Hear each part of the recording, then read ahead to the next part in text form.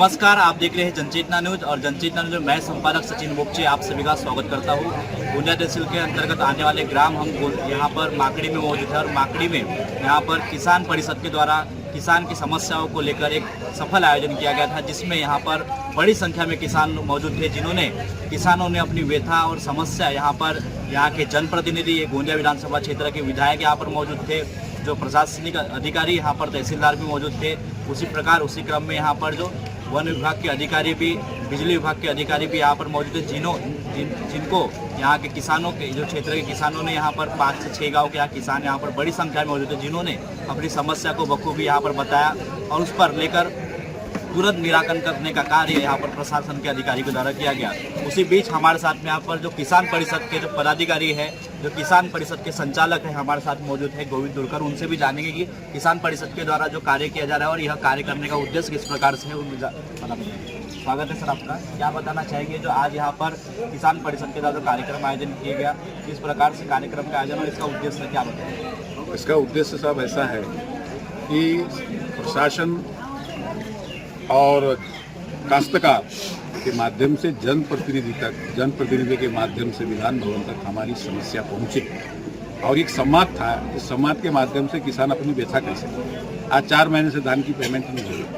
आज हमारे महसूली विभाग में जो हमारे गांव गरीब के भोले लोग जाते हैं, जहाँ पे भाई का हक छोड़ का विषय रहता है, बहनों का हक छोड़ का विषय रहता है, भाई बंटवारे के विषय रहते हैं, जहाँ पर इनकी बहुत तकलीफें होती है, इनको गलत दिशा दी जाती है और गलत दिशा देने से आर्थिक नुकसान उनको सहन करना पड़ता है। इसीलिए जनप्रतिनिधि के सामने हमारे समस्त काश्तकार अपनी व्यथा स्वयं रखें, ताकि प्रशासन भी जागृत हो और हमारे जनप्रतिनिधि भी जागृत हो कि इनकी किसानों की समस्याओं को किस तरीके से सुलझाना है। पारदर्शिता बने, जिससे जो व्याप्त जो महसूल विभाग में जैसे कहते हैं कचेरी कचरा, यानी कचरा का मतलब है ना, कचेरी में बड़ा भ्रष्टाचार व्याप्त है। ऐसी लोगों की मंशा है। क्यों व्याप्त है? कि हमको अपने अधिकारों की जानकारी।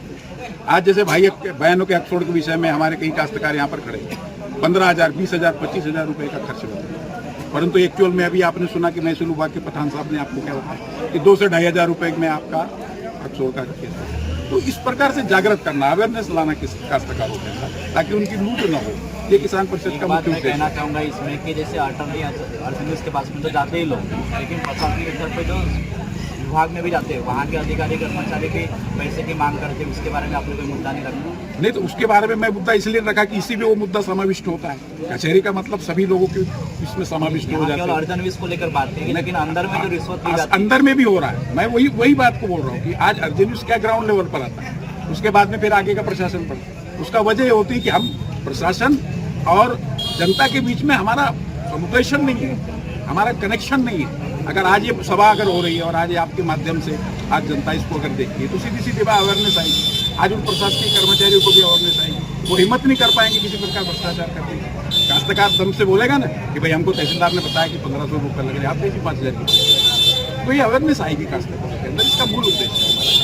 आज के जनप्रतिनिधि विधायक गढ़वाल के द्वारा कहा गया कि गोंदिया एकमात्र ऐसा ये है धान उत्पादक क्षेत्र है जहाँ के किसानों को बोनस मिलता है। बोनस की राशि पिछले जो अधिवेशन था, पिछले ही अधिवेशन में घोषणा की गई, लेकिन अभी तक के बोनस की राशि नहीं जाहिर भी नहीं। सर, बोनस की राशि देखिए, हम मान्य है कि ये धान उत्पादक पर कोई किसानों के द्वारा उसका मुद्दा जो उल्लेख नहीं किया गया। हाँ, उल्लेख हमने इसलिए किया कि हर साल 20,000 रुपये प्रति हेक्टेयर हमको धान की बोनस राशि, और बोनस की राशि की आखिर जरूरत क्या है कि आज किसानी में धान सबसे हाईएस्ट लागत की फसल बन गया। और आज किसानों को अगर एमएसपी अगर सही मिले, आज हमारी लागत के हिसाब से अगर हमको किसानों को अगर मूल्य मिले, तो हमें सब चीज़ नहीं मांगेंगे, हम कर्ज मुक्ति भी नहीं मांगेंगे। अगर हमारी मूल्यों का लागत मूल्यों के आधार पर अगर धान की कीमत हमें दी जाए, आज 2369 रुपये सर हमारे को प्रति कुंटल का रेट दिया जा रहा है। और आप हमारे साथ बैठिए और हम आपको बताते हैं कि 1 कुंटल पैदा करने में कितनी लागत लगती है। आज हम वो बजट पर अगर हम जाएंगे तो वो बात नहीं कर सकते। आज बड़ी बड़ी बातें कर रही है सरकार की। स्वामीनाथन कमेटी हमने लागू की। स्वामीनाथन कमेटी क्या बोलती कि भाई लागत का 50% लाभ किसानों को दिया जाना चाहिए, मगर आज एक्चुअल लागत ही डिक्टेट करना या उसको उजागर करना, यही हम नहीं कर पा रहे। और आज हमें जो सरकार दे रही है उसको मान्य करना पड़ता है। इसलिए मैं करना चाहूँगा कि जैसे किसान केवल हमारा गोंदिया जिले का किसान ही धान ही उत्पादन करता है, अन्य जिलों की बात करें, देश में और भी बात करें तो अलग अलग प्रकार की फसल, उसका उत्पादन और उसका जो मूल्य भी है, MSP भी अधिक है, लेकिन उसके और क्या किसान परिषद उनको मार्गदर्शन करती है? जी सर, बिल्कुल। हमने भी अपने उद्बोधन में भी कहा और आपको भी कहते हैं और आपके माध्यम से मैं किसानों को कहूँगा कि ये समय परिवर्तन है, हमें परिवर्तन करना पड़ेगा।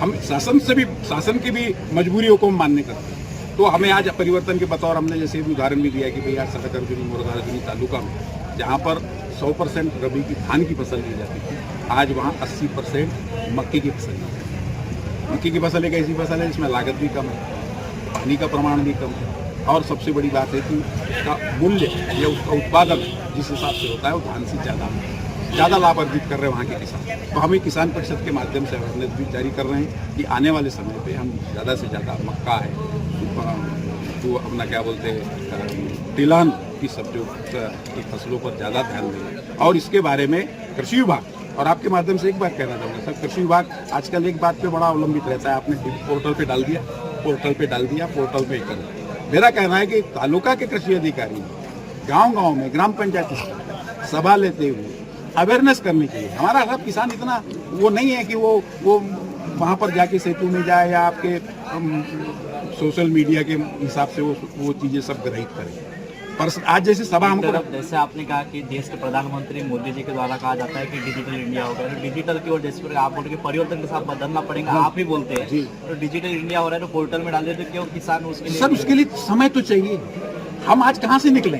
हर घर में मोबाइल आ चुके हैं, आज मोबाइल गूगल आ चुका है, AI आ चुका है। AI आ गया, गूगल पे मोबाइल आ गया, AI आ गया, और भी बहुत सारी चीजें आ जा रही है। मगर आज उस चीज को हम एक्सेप्ट कर रहे हैं, ऐसी बात नहीं कि नहीं कर रहे हैं, मगर आज वो धीरे धीरे आ रही है।